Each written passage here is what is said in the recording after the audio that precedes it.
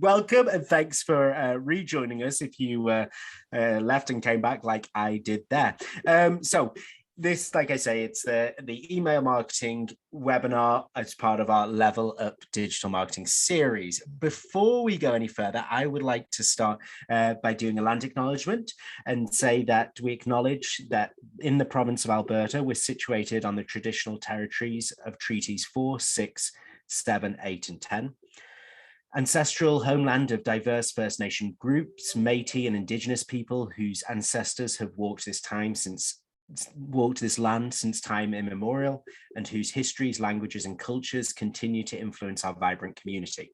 We pay respect to those Indigenous people of this land, past, present, and future, while recognizing their cultural heritage, beliefs, and the relationship to the land on which we reside.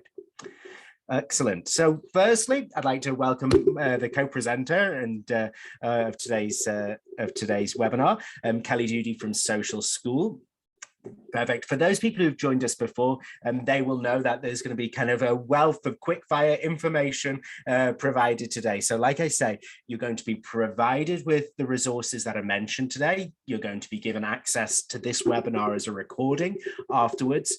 So if there is anything that you kind of don't get straight away, we can always go back to it there. I'm going to truncate the introduction a little here, just recognizing the time that we've already spent, but just say that a great place to learn more about the program and our partners at Digital Main Street is dep.businesslink.ca. So kind of without further ado, over to Kelly.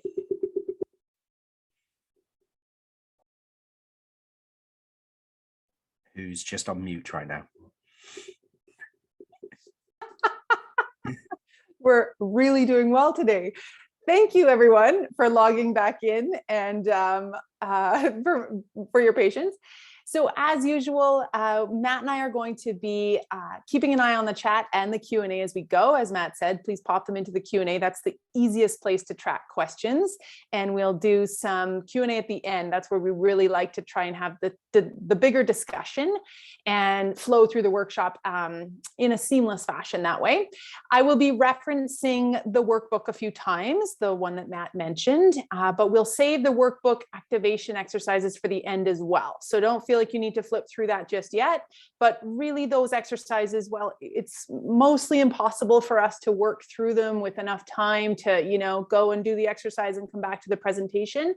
We do reference them and hopefully set you up in a way that you're able to go away and fulfill or execute those thought-provoking questions. They're designed to set you into action, and you can pencil scratch some ideas on there or fill out the digital workbook or just give some thought to the questions asked.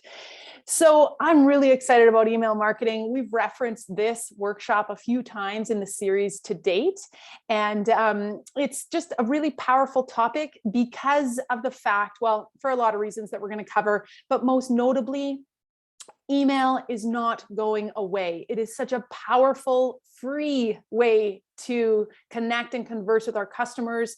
And it is an unbelievably high converting tool, which I think Matt and I in the past have both agreed is our organization's most powerful lead generation as well as conversion tool, whether that's getting people to buy or, sign up or give you a phone call, whatever it is. Email marketing is growing, not shrinking. And we're going to look at all the opportunities within it today. Most notably, let's talk about the changing face of email and just how it has started to challenge social media as, I'm going to say, the queen, maybe the king of acquisition, retention, and conversion. And of course, acquisition is finding customers and prospects and reaching them where they are and speaking their language. Retention, getting them to stick around and wait on what you have next to say. And of course, conversion, take action on what it is that you're serving them up in your communications, your promotional materials. We're going to learn the key email campaign types, and this is where most of us stop short. We know that we should be doing email marketing, or maybe we're practicing the odd or regular email, e-newsletter with our organization or our business, but we're not thinking about it in terms of the different types of email campaigns that we should be sending, depending on who we're talking to and the stage they're at in their journey with us. So really powerful stuff. And then of course, the fun stuff, the design, the imagery, the style, the powerful platforms that our email marketing providers today are ESPs, email service providers, that are allowing us to turbocharge our targeting and easily design beautiful, simple, clean emails that people can't wait to open and that they take action on. So let's dive in. As Matt said, I'm here from Social School, and it is so my pleasure to partner with Business Link and all of you. Our MO is to work with small businesses, and particularly the ones in Alberta, but we know some of you are coming from BC and nearby, so thank you. And we're all in a state right now where we need to figure out how to leverage our, whatever tools in our toolbox we can to grow our reach and our revenue. Excuse me. So yes, email is changing, but it is not dying. Do not let anyone tell you that email marketing is dead. And there are a lot of people that will think that because they don't find it as sophisticated as some of our other digital channels, or, that there isn't the same kind of power behind it, but that's just simply not true. There are nearly 300 billion emails sent per day. And we need not look further than our own daily routines and how often we're in our inboxes, like it or not, to know just how much of our attention is spent there. Our social feeds, that's where we go to escape for the most part as users, not as businesses, but as users, I'm there to connect and converse with my friends and family and laugh and escape and whatever. When I'm in my inbox, I'm doing business. And that's where I am receiving promotional emails from the businesses I want to hear from. We're going to talk about that in a minute. I have actively, explicitly opted in for their ads, for their promotional messaging, for their sales materials. And I'm not going to do that anywhere else. I'm not asking anyone to send me ads on YouTube or CTV. All right, so many marketers find this to be the most successful channel for content distribution. Of course, that means, messaging, outreach, engagement, and then, as we said, conversion. And most of us can admit that we've probably taken action, many of us in some kind of purchase from the emails that we're subscribed to. Really importantly, email marketing is one of our only owned channels, or more specifically, the list of subscribers. I own that. No Mark Zuckerberg and company is going to take that away from me or make me pay to use it. I own that. And there are very few things in each of our businesses in terms of marketing assets that are owned. We have owned, earned, and paid in the marketing world. And the owned channels include our website and our list primarily. You could say fans and followers, okay, but that can be taken away from you at most any time. Our earned media is maybe those engagements. So likes, shares, comments, sure, as well as maybe media hits or things that we're, working hard to earn. And then paid, of course, is our paid placements and content, which costs a lot of money. And the more we can own and earn, the better. So really this list that we should be building, even if we're not ready to practice email marketing yet or e-newsletter outreach, to start amassing or collecting, whether it's 5 emails a month or 500, is really important, which we'll talk about the reasons why as we go. So firstly, our challenge here is that it's crowded. There's a lot of email being sent, and there's sure as heck a lot of promotional email being sent. So we've got to answer the call for what our users, what you and I crave, which is just feeling less like a number, or that we're being sold to, or that everything is spin and push. And who do we even trust anymore? I'm going to unsubscribe. I'm going to unfollow. I'm so tired of being shouted at. What I want is targeted, tailored content that I've asked for, that's for me selfishly. And we have to find a way to answer that call in this mass communication world. But we can do it. It's not as difficult as it sounds in email marketing in particular. So marketing on the whole is no longer focused just on acquisition. More eyeballs, more eyeballs. How many people will see my billboard every month? How many hundreds of thousands are on my list? Well, who cares if they're not actually acting on that billboard or opening your e-newsletter? To have a 3% open rate is pretty ineffective when you could have, 1,000 really engaged subscribers and an open rate of 70%. Now we're talking. So we want retention And we want advocacy and action as a result of all the things that we're doing along the way to keep people coming back for more and to make them want to sing our praises, share the word, and refer us to their many friends and followers and fans. So today's email, we've got really sophisticated campaigns and options to create those campaigns, and don't take sophisticated to mean daunting. It just is, really cool kind of technical features within it that allow us to reach people where they are with what they want.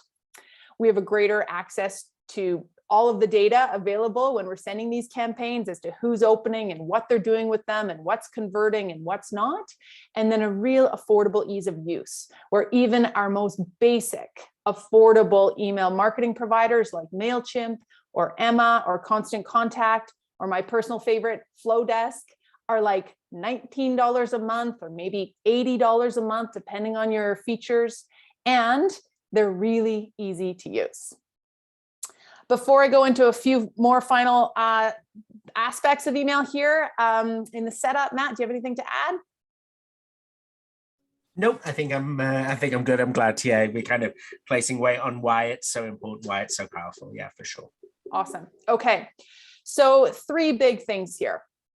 The reach, and this is further to just the amount of users and all of us drowning in email, but the right kind of email gets opened. So there's far more email accounts than there are social accounts combined. And then it's the deliverability factor. So if we think about the algorithms influencing and filtering our content on our Instagram, Facebook, LinkedIn, Twitter pages, our business content specifically, it's tough. And we're in that pay to play environment, which we're going to be talking about in our paid social workshops coming up. But when it comes to email, unless it's blocked by some kind of spam filter or, some kind of outgoing email issue, generally speaking, it gets delivered to the intended inbox or the recipient that is subscribed to you, which is great. So deliverability first and foremost. Secondly, that piece of I've opted in, why aren't you speaking to me? I want to hear from you. I want to know what you're up to, whether that's a coupon and your latest sale, or it's simply you are really great at keeping me abreast of what's happening in the mortgage industry or in the, wine business. And I love your quippy style, or I really like how resourceful you are, or just that you regularly show up for me. I can't wait to open your email. It's why I stay subscribed. Please keep it coming. Whatever it is your audience needs, you've got to know that first, as we always talk about, and then we speak to them in the way, frequency, tone, voice, value that they're craving. So the action and conversion, as we mentioned, not just on, well, I guess more specifically, what is that taking action?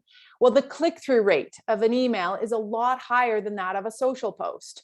So depending on how well you've crafted your subject line to get them to open, there's your first action. And then also you've nurtured them along potentially. Remember, it's that give, ask.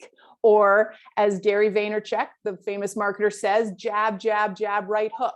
I'm going to deliver value, deliver insights, deliver engaging content week after week. And then I'm going to serve up my click now, register, buy now button. And that conversion is likely to be higher. So that's a nurture campaign. That's one of the 3 we're going to talk about. But either way, we've got this ability to really speak to people where they are in their inbox and then nurture them along to take those actions in a more effective, more personal and targeted way than social media. And then, of course, the ROI that results is substantial. So we know how expensive it is to acquire a new lead or to find a new fan or follower on social these days, because it costs more to pay to play there or to run paid campaigns on Instagram, for example. And if you have that subscriber, you want to keep them around. And this is where it's back to retention and conversion versus acquisition. And I would argue, and many marketers do, that it's more than 7 times more costly today because of the competition for eyeballs and attention, with more of us email marketing, more of us just generally being better at digital and social marketing. It costs more money. We have to expect that we have to reach them more times to acquire a new lead and pay a little bit more to do so. So when we have them, let's keep them. So this is a stat from the Content Marketing Institute in 2020 that for every $1 you spend on email marketing, you can expect an average return of $44. That's across multiple industries and verticals. But I don't disagree. I can really see how this works in the number of the businesses we work with if they do it well. So the goal, much like our customer journey discussion of a few workshops ago, it's that constant delight. It's curiosity and something compelling that makes me want, it doesn't have to be a novel. In fact, please don't send me a novel in my inbox. I have enough of those, but just, you know, enough information that leaves me wanting more. I'm going to click through to your website now. I'm going to take action that you tell me to take because you're moving me towards my goal. Whether it's to get those pants that are on sale, to book that restaurant reservation, or to, you know, capitalize on the points that I'm amassing in my business with you. I'm going to move towards my goal. And as a result, you're going to move towards yours because I'm taking action and probably spending money. All right, next up, let's talk about the customer journey mapping. So we've laid the foundations of email, and now we want to think about these campaigns that I mentioned. And really, it's that journey again. Remember, we talked about this in our customer journey workshop, or before we spend any money on staff and any time on social posts and, you know, any additional effort on email marketing, we need to know what our value journey is, or our funnel, if we want to call it that. Where are people in it? And most simply with email marketing, we can describe it like this. We've got 3 types of email campaigns. And remember, that's not just a single campaign. Let's pretend they're a series of five emails each. The first campaign is lead generation. The second is going to be nurture. And the third is fulfillment. And most of us just do the nurture. And that would be a monthly or, you know, semi-monthly email where we're just sending out our content or our latest roundup of thoughts and ideas, or a letter to our followers, whatever it is. But we're not thinking about the lead generation side or the fulfillment side. So lead gen, this is where anytime you have been suckered into giving your email address in exchange for maybe a white paper or a download or an ebook or a replay of some kind of video or webinar, great. There's been a value exchange there. They get your email address, you get this thing. Maybe it's that coupon for that, you know, dog sitting service. The second, and then of course, if they're smart, they're going to deliver that and they're going to get you now into their nurture sequence, which we'll look at. So just like it sounds, we're going to nurture them along. We're going to give them value. We're going to send this out and we're going to segment people into a couple of nurture lists. Perhaps, maybe it's just men and women, or, you know, swimmers versus skiers, or who knows? But we're going to hopefully have enough information about them when they subscribe. I do it based on province because a lot of our programs are offered in different provinces throughout the year. So that's an easy segment for me. But we'll look at segmentation in a minute. So we're hopefully serving people the kind of nurturing emails that get them to take action. And when they do, of course, they're in some kind of fulfillment sequence. As members of the DEP program here at Business Link, you guys are part of probably a fulfillment sequence if you're opening them. Those are reminder emails, follow-up emails, great. And some of us, maybe that's the only campaigns we're doing. We're forgetting to nurture or lead generate. So let's look at a few examples in real time. And this is where what I love so much about today's email marketing platforms, again, is that we are able to map out these really cool, if you're a nerd like me, sort of dashboards or drawing boards of our various pieces of the campaign. So for lead generation, for example, we're going to create a little lead magnet or freebie opt-in. I've got a downloadable report for you on mortgage rates. And I would like your email address in exchange for it. And I'm kind of crazy not to do that because otherwise I'm just sending out a free PDF and I have no way of following up with anyone. I'm forgetting to collect your business card along the way. So of course there's that exchange. We're all familiar with it. Well, what happens next after I fill out that little pop-up, or we call it a web form, and it could be embedded on your website. You can even do it as a Facebook ad. There's lead generation ads that look like this. Well, then there's going to be some kind of thank you. And then I'm probably going to get that email delivered to my inbox right away that allows me to download that report. Now, those 3 emails you see at the bottom start to slip into the nurture, right? Unless that download had instructions and I needed to read those 3 emails. So let's dive into nurture, because what happens now is my contact record has been created inside of MailChimp, and I've been tagged as a report downloader or interested in mortgage rates or whatever they want to categorize me or tag me as. And then I'm going to be flipped into that appropriate style or type of nurture campaigns. So another type of nurture campaign that starts from scratch and isn't, one that I'm bumped into as a previous downloader or attendee is a sales page. Let's say I really want to, get Lake Louise's early ski season pass. And through my search of, ski passes 2023, I come across their preseason sales page. Maybe it's a landing page. We'll look at those, or maybe it's right on their website, but I find it through search or social or something else, maybe through their nurture campaign. The pop-up or the call to action is to get on the list or become an early bird subscriber or a buyer or whatever it is. I complete that form, and now I'm in the nurture sequence where they're going to float me along until it's time to take action, and it's probably going to lead me to a sales page. If it's not to buy my season's pass, maybe it's, to attend that workshop or webinar or that conference or whatever it is.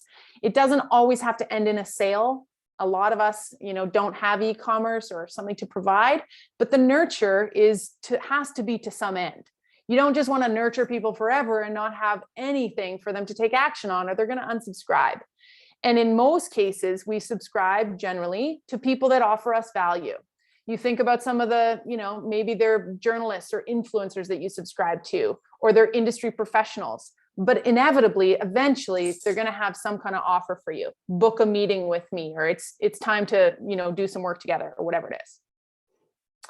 And then finally, that fulfillment. So, that now it's time to take action. I need to buy my season's pass, or I'm going to register for that webinar. And then similarly, there's the thank you pop-up or page and a redirect perhaps. And now that product is going to be delivered. Here, Kelly, here's your pass. Come and activate it downtown. And then a few follow-ups about waivers and, safety measures, etc. Or if it's a webinar, very smart if there's a series of pre-videos, or that main video followed by a, follow-up sales meeting, or whatever it is. These campaigns we are all a part of, whether you realize it or not. And I would love it if you were to look at some of the emails that are in your inbox, whether they're promotional or they're really, product oriented, and see how you're being pulled along the journey. And can you identify which ones are nurture, which ones are fulfillment, and which ones are still in the lead generation phase where they're just trying to warm you up and allow you to get to know them, and vice versa.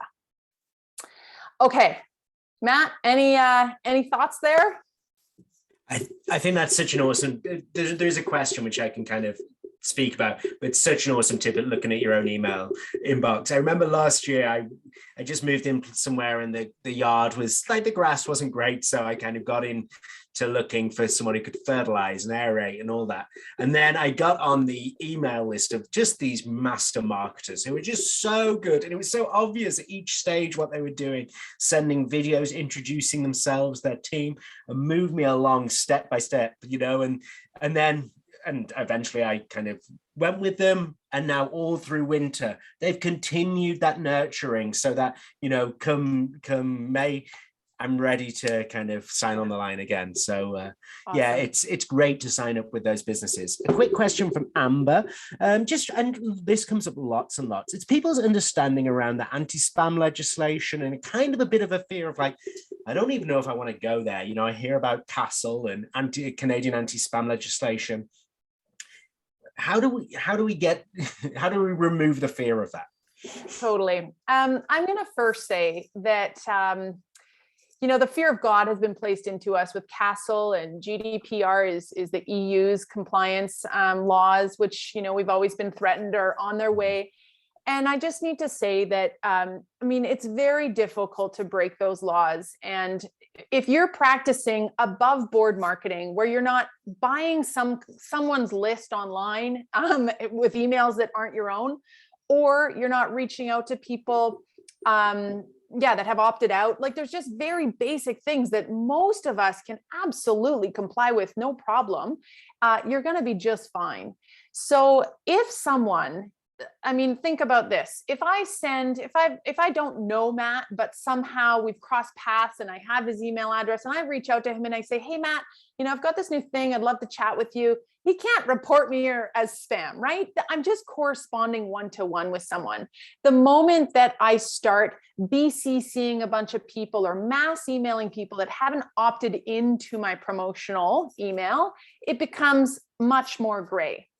There's really simple workshops and webinars you can watch that from CASL, the Canadian anti-spam legislation, that will tell you what you can and can't do. Simple things like a one button unsubscribe at the bottom of the email. You've got to show your email or your mailing address. You have to reach out to people within 6 months. You can't just let your list build for years without ever corresponding with people. Of course, you can't buy or share those email addresses. So it's pretty basic stuff. The other thing is that the way we're going about generating our email addresses on our list at the outset protects us from all of that.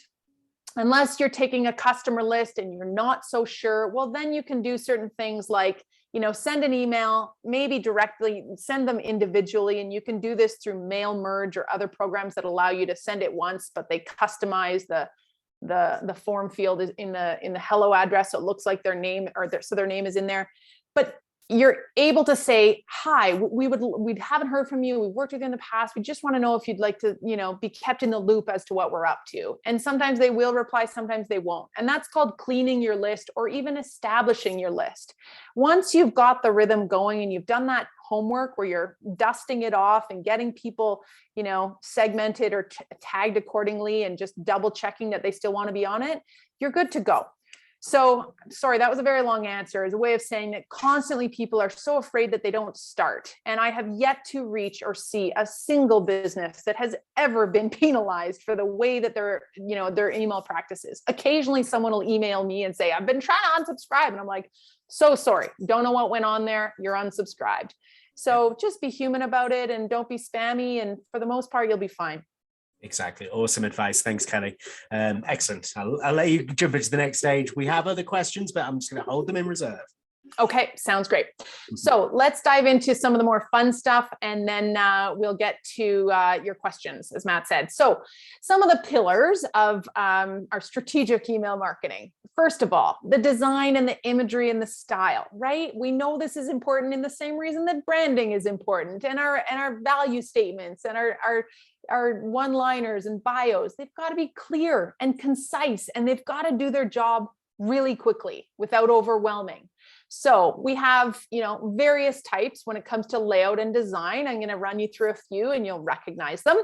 There's the old editorial roundup. So if I'm a news outlet or I'm an industry or an organization that has a lot of thought leaders or blog posts or, just info to share, this is a great way to do it. Maybe it's a monthly roundup of your blog posts. Medium is obviously a blogging organization, and they send me things that they think I will engage with. Again, I've been segmented as someone who reads about tech and marketing and software, whatever. Or I'm subscribed to something like The Outline, which is a really neat media organization that's sending me, again, the kind of stuff I want to read. The hero image is my favorite, and it doesn't always apply to B2B, but if you're clever and creative enough, it can. But if you're a B2C company, so I'm business selling direct to consumers, and even better if I've got a physical product, they always seem to have the advantage over those of us who sell services, but we've talked a lot about ways around that. But either way, you've got a big hero image, just like a powerful website has a hero image, followed by a one-liner or a two-line statement and a call to action. If you go into your inbox of your favorite emails that you subscribe to, and maybe it's some of the big guns and you're going to subscribe to them for research purposes like Nike and Apple and Stella and Dot, you're going to just study the fact that they have less than maybe 500 words total on their entire email. Sometimes it's done in 50 words. And that's where, an image is worth 1,000 words. We don't need to overdo it with the text. In fact, I would encourage you not to, because it's overwhelming. And that's a classic mistake that a lot of us are still making, particularly, as I like to say, the nonprofits, bless their hearts, where they're writing their e-newsletter every 4 months, which is too infrequent for a lot of us. And they're shouting around the office to ask if anyone has anything else to add to this multi-column, multi-page text-heavy email that reads like, the Globe and Mail. It's just not going to work for someone to open it up on the fly that probably isn't dying to read every single piece of that. I want to be in control and choose what I want to read. So data-driven, infographics, and just like short, punchy bits of information that I can either dive deeper into or pass right by, with easy things to click and engage with or learn more about. And then, of course, the letter. There's certainly no shortage of effective long form emails when written in a really personal way. So we're not talking about those multi-column, generic, could be written to anyone emails. We're talking about someone who's putting some emotion into it. Anne Handley does a really good job of it. She's a marketer. She runs a content marketing institution, but she also has this personal e-newsletter that's really powerful and does a great job. Pillar number 2, we want to talk about targeting. This is where things get really important because we have the ability to turbocharge our targeting now. So why wouldn't we? Because remember, if you start sending me stuff that isn't relevant to me, I got no shortage of other emails to read. So unsubscribe. When did you start thinking I was a man? Or when did you start thinking I was retired? Or that I have a newborn? Hello, I'm out. So we're pretty picky when it comes to the things we receive. And the more that you can, again, give people the option to self-target or segment themselves, or that you can do it based on what they're opening, the better chance they're going to stick around. And remember, you're not spending all that money again to acquire new leads. So we've talked about this in other aspects of our digital marketing, but what kind of segments can we think of here? The most common ways to segment our list, whether it's established or new, is in these 4 areas. Geographic and demographic being the easiest. I'm going to segment my list into people that live in Alberta and people that live in Saskatchewan, because I have different events or offerings to talk about with each of them. Or perhaps I'm going to be a little more sophisticated and think about psychographic and behavioral segmentation.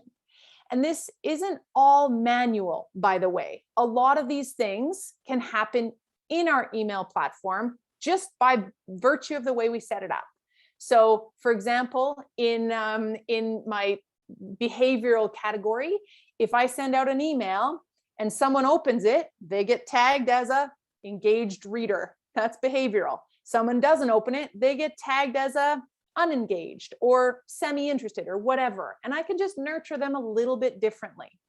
Or it could be based on the size of their purchase. I hate to be crass, but people do it all the time. Here's our high income earners who are spending money on premium flights, and here's the economy. Let's talk to these guys a little bit differently. Well, of course you will. Otherwise, you lose them. So a couple more examples here, or actual examples of what the geographic filters might look like, or segments. And remember, geographic is country, city, language, pretty basic stuff. So I've got my Spanish speakers on one list and my English speakers on another list. Or I know that, I'm talking to my Calgary or Calgarian area audience based on the only thing I'm collecting when they sign up is their name, not even their last name. I don't need it. I don't want any barriers here. Their email address, and maybe I ask for their postal code, or maybe I ask for their city, because I know that's an important segmentation factor for me. But I'm sure as heck not asking for their newborn's name and their, birthday. No thanks. That's just a barrier, and they're probably not going to give it to you. Demographics. So if you remember age, gender, income, education. Well, in this case, this one on the left here knows that it's my birthday and they missed it, and they probably purposely sent it to me a week after my birthday with a 20% off coupon. Cool. or that Nike knows I'm a man, and so they're mostly sending me those male emails, and I can also dive into female or whatever, but that's the list I'm on. Psychographics. Remember, this is lifestyle, interest, opinions, values. Great. Well, I happen to own a big dog. So BarkBox is sending me the big dog campaigns and offers because I told them originally that my dog's big and bold. Or again, Ann Handley knows that I'm a marketer who's interested in sophisticated digital marketing techniques. Finally, behavioral, if you remember, past purchases, purchase intent, buyer stage, user status or engagement. So pretty simple.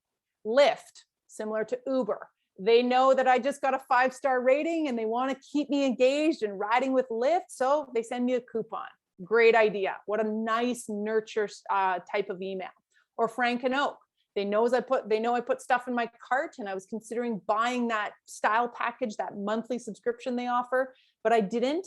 And so they're going to keep coming at me with those types of behavioral nurture emails.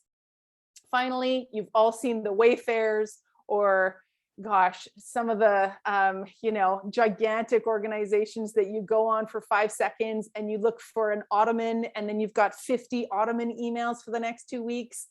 This is because of cookies. So I'm logged into my Wayfair account. I'm on that email, or I'm on that web page, and they're tracking me just like we all should be doing with simple pixels on our websites.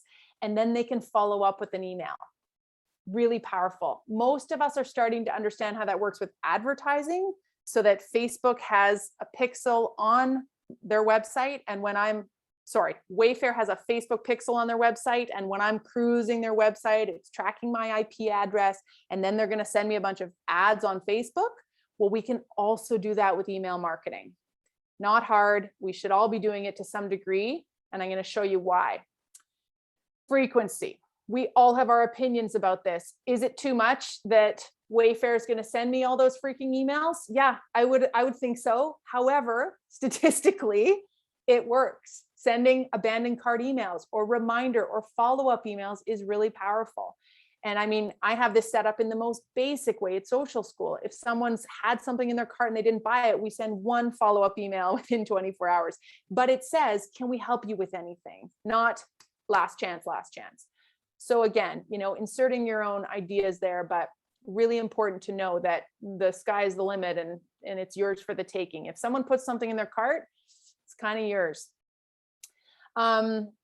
And then finally, the personalization. So again, this goes back to none of us feeling like we need to be marketed to we're an army of nameless people. We want personalization and it works.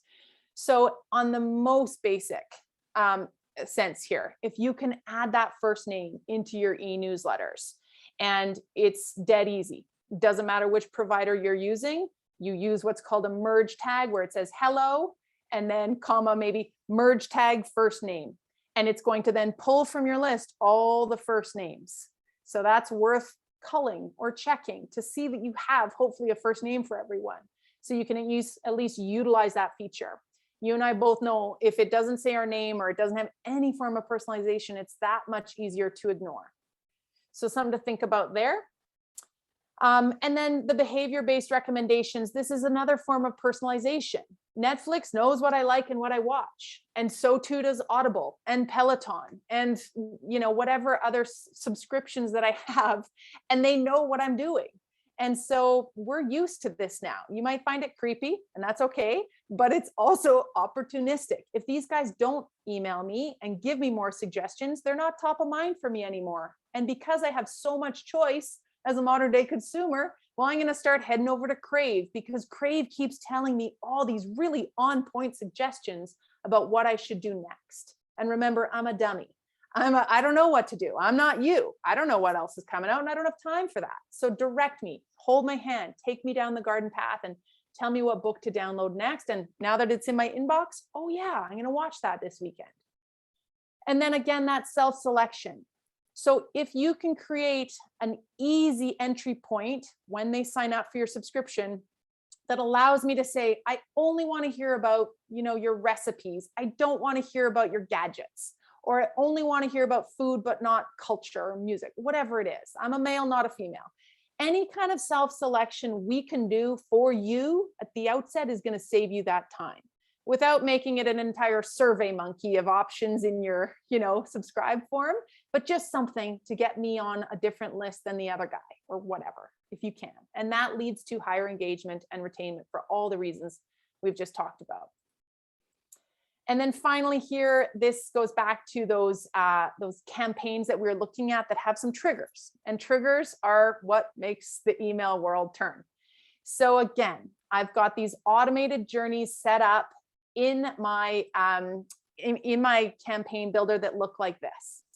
I know that when it's someone's birthday, because that is information I've collected along the way, somehow I decided that was important, but maybe not their year of birth, just their birthday, so that I can send them a birthday email on that day. And it's really easy. That's set up according to their data. And then it's going to wait for a couple days and send them a birthday link. And, if they open it, they get this. If they don't open it, they get that. Very basic stuff. That's behavioral triggers. Another one, spending habits. Again, a customer becomes a VIP. That's a trigger because they just bought that expensive item. Well, then they spend over $200 and they get pushed into this Sephora email chain or that Sephora email chain. So all of these, again, it's that really neat little dashboard where you get to drop in your triggers and then your activations, and you're building these really cool campaigns that aren't just individual emails, which is what most of us are doing. And then what it results in is emails that look like this. Hey there, you left some great style in your cart.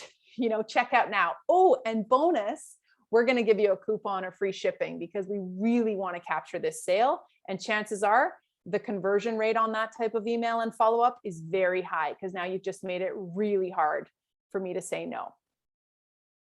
All right, everyone, I'm in the final few slides here, 5 more slides to go, and we're just going to talk about some list building tools and some cross-platform integration. So where your website meets your e-newsletter, for example. So what we want to do here is make it really easy to subscribe, right? We don't want them to feel turned off by the amount of information we're offering or to be unable to find our subscribe button or our sign up form in the first place. And we can do this in a number of ways.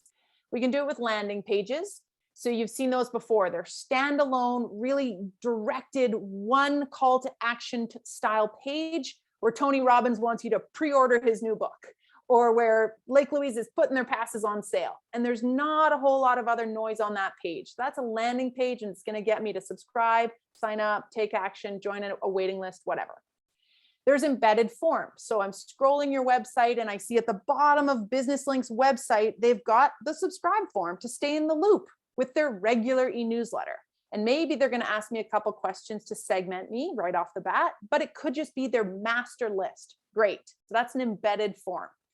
And then there's also what we've all seen, which are pop-ups. And there's lots of opinions on pop-ups, but the bottom line is they're super effective. You can have a pop-up appear on scroll. So when I get 75% of the way through your page, I get the pop-up. I go to exit and the website is smart enough that it sees my mouse hovering near the X at the top of the page, and there's the pop-up. Wait, before you go, here's your coupon. So, or maybe it's in the bottom, a tasteful little pop-up. If they're easy to get rid of, if they are smart pop-ups, so they don't appear if I'm already on your list or if I've seen it within the last 30 days, these are all just simple little factors that you set up when you're building your forms, then they don't annoy. But really, when we look at the choice of should I have a pop-up or should I not, for me, it came down to, well, without pop-ups, we get like 5 new subscribers per month. With a pop-up and some kind of lead magnet in it, like a free ebook or other freebie, we get 500 subscribers per month. So I'm going to take the risk and try not to make it annoying, but obviously want to choose B. Gated content where we have subscriber incentives like I talked about. So that could be, I need your list or your email address if you want to see this white paper. And then of course we can cross promote everywhere we can. Put it in my email signature. Hey, are you on our list? Or have you seen our latest ebook? Put that on social, run an ad. There's so many ways to build our list. So a couple of these tools in real time. This pop-up I actually built in a platform called Sumo, but I could have just as easily done it in Flowdesk or Constant Contact or MailChimp. And this one is an example of one where we're value exchange, that lead magnet. I'm going to give you something in exchange for your email address, and I promise you I'll take good care of that email address. Another good tool here, yeah, as I mentioned, Sumo is a great one, but there's no shortage of other lead generation platforms if you want to explore those. But sometimes they can cost a little bit, like $99 a month to be able to create landing pages and pop-ups, when in fact you can do it from inside of your email marketing provider. So check that out first.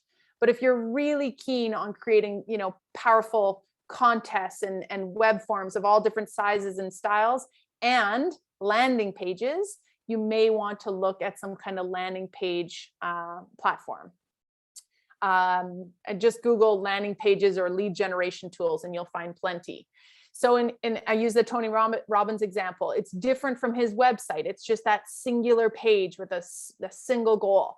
Mine on the far right there. We were trying to get people to subscribe to our Take Your Business Online webinar series last year. And so we had a landing page set up with just that one goal. And then, many of our website providers have these tools as well. So for example, these are all Kajabi landing pages. I love Kajabi as a website tool. Don't worry, we're going to talk about Kajabi in our websites workshop coming up.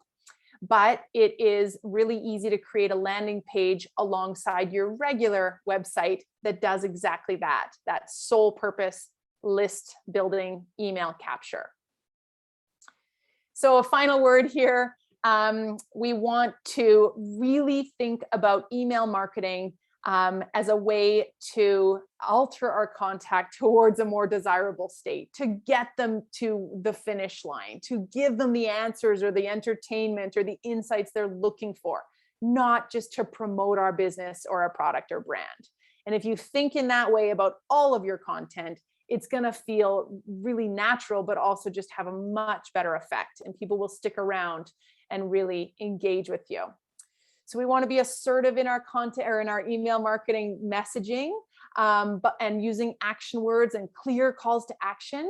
But we also want to create curiosity and delight and be really human and authentic, just like we do in our social content.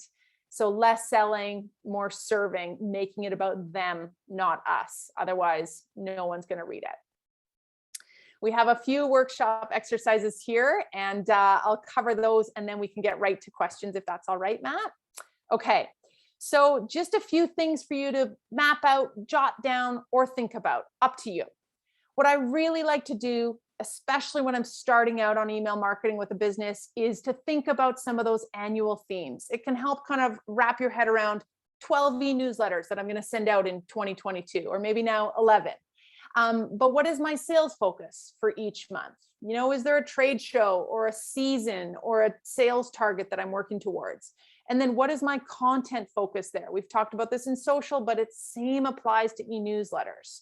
And if you're going to send one out every month, that's awesome. That's, again, probably just like our blog, 12 more e-newsletters than you sent out last year. And they've now got some strategy behind them. So that's up to you if you want to think about kind of themes, and they could help you start to wrap your head around that month's e-newsletter in your nurture category. Likewise, for this nurture campaign, if this is our starting point, some ideas here on content. And this is what adds variety, right? A how-to e-newsletter. And then there's a did you know? And then there's a demo or a tutorial. And maybe it's a link to a video that's on your website. Great. Remember, the point here is to give them something short and sweet and super compelling that gets them to your website. You don't want to give away the farm, overwhelm, and annoy in your e-newsletter. You want it to be your entry point to get them off their inbox and to your website where they take that action. So exercise 2, for your regularly distributed e-newsletter, probably your nurture campaign, thinking about a few factors here. Let's lay down some goals, as we always do. How many are you going to send this year, and when are you going to start? What is your length? What kind of sections do you want to have? What are the recurring features you might include? Maybe pull from some of those content category ideas. And then what are your goals here? What are we trying to achieve? Is it just building our list? Is it re-engaging past buyers, or is it getting traffic to your site? promoting your new products, whatever that looks like. And then more granular,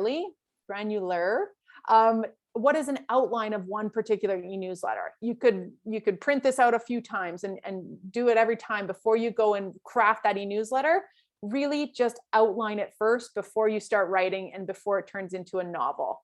And further to that, what if you were to draw it out? And this is what we call a wireframe. So a sample here where you've got, 2 main graphics and sections, and then that bottom is maybe a few little thumbnails or buttons or additional links. Take a look at what's in your inbox now.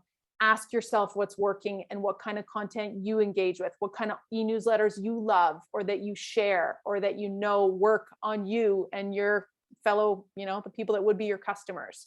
And then if you can, go ahead and kind of map out or wireframe your own version of that. And I promise you, then you're working backwards instead of forwards with too much. Now I know I only need 2 images and 3 calls to action, or 1 image and 1 call to action and 2 great little headers here. So we're not overthinking it. And now I go into my tool and I can do this really quite simply. Wow, I didn't leave a lot of time for Q&A. But there are some questions. Yeah, just some things kind of like I definitely would like to kind of add there. One is, that idea of like copying and using what you see as being effective elsewhere. Like that's a great starting point for businesses. The other thing that I kind of recognize is people's fear around the technical part of this. Like, oh, I can't do it. I can't get all these different parts to work together. And I mean, I can offer my informal advice on that is do what you can do. So like if you have 100 clients that you've worked with in the last couple of years, you can send those guys an email. You can do that from Gmail if you must, and while you're learning how to do MailChimp or learning a variety of other things. Like I'll use this example, and this is literally while I have been sat here. My mortgage advisor broker emailed me. I have not heard from him since July. And he just did a reach out email saying, Matt, I think you might be eligible for this tax credit because you were a first time buyer in Canada. He's literally just sat there, he sent it, instantly reconnected with me and saved me $500. Obviously he had something to say there, but it is literally sent from his email account, so absolutely. Yeah, and that's a form of email marketing, right? It doesn't have to always be in a formal e-newsletter. And an e-newsletter, remember, it might land in their promotions tab if they're using Gmail or in a spam filter. So interspersing human handwritten manual emails with e-newsletters is an awesome strategy. And you have every right to do so. If they're on your list or they're a contact, any of us can email anyone tomorrow. Someone might say to me, never email me again. But if given reason and I have its purpose to do so and I'm offering value, I'm not just promoting myself, amazing. Chances are that people are going to be more grateful that you did email them than they are annoyed. And I think so many of us get afraid to be annoying because there are a lot of annoying people targeting us, but just do it differently. And you're miles ahead of so many. And keep testing it. And if it works, it's like your thing about the pop-ups before. Well, if you send 5 emails a week, and lots of businesses send 5 emails a week, let's not, if you send that, and it doesn't have the desired effect, send fewer. Yeah. If it works really well, send more. Absolutely. I think, it doesn't have to be fixed. I'm going to rush through a couple of questions here. So sure. One range of questions we have are on the kind of technical aspects of delivery. Can you walk us through how to do this on Zapier or on MailChimp or any of those things? My advice there is those platforms have their own awesome learning centers who they will literally take you from knowing nothing about their platform to being able to do it. Absolutely. Yeah. And not only that, but you're right, Matt, if you create an account, I would suggest MailChimp. It's my favorite. It's beautiful, it's easy, and it walks you through the setup. So not only is it going to say, let's set up your basics account. So when you go to send out that e-newsletter, your company information's on it, your logo's added to it. But then it's going to say, great, where's your list? Do you want to import an existing list that you have the rights to? Or do you want to just start from scratch? And then the next step, great, let's build a little form. Do you want to collect name and email address and that's it? Perfect. Here you go. Plop it on your website. You need instructions on how to do so? Here they are. And it's so easy. I mean, any of us can get overwhelmed with some of those steps, but if you just take the time and commit to it, watch the tutorial videos, as Matt said, see what they're suggesting. There's so many help videos online. You think about all the dummies out there who are email marketing that are not as smart as all of you. If they can figure it out, we can too, but it does take some patience. Just, put the overwhelm aside and commit to understanding and learning the language a little bit. And then the platform becomes easy. And before you know it, you're off and running. Totally agree. Yeah, it's such good advice. And for many of the businesses that I see here and the types of businesses, dog treat businesses, hair salons, beauty, that could be everything for you. You could even do your website through MailChimp. It's not going to be a $20,000 custom built website, but it's going to be better than many, many of your competitors. It's going to be a nice template, clearly presented. And then there are lots of there's lots of them are quite going into the technicalities, and I know in an hour that's not where we're kind of going to get to.